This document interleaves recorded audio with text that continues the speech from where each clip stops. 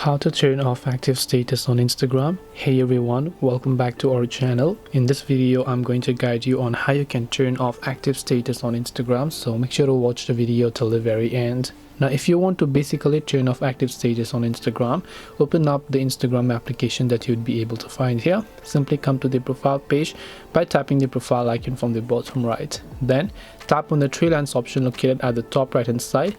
Then here Instagram actually changes the layout so frequently that today I find the option here, tomorrow you might not find it. So the easiest way I would recommend you do is just tap the search bar here and then just type in something like active status. So here you can see show activity status option.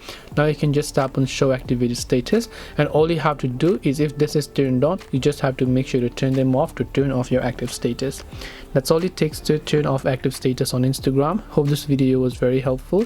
If you have got any more questions, then feel free to also leave them down below. Thank you for watching till the very end, and see you soon in the next video.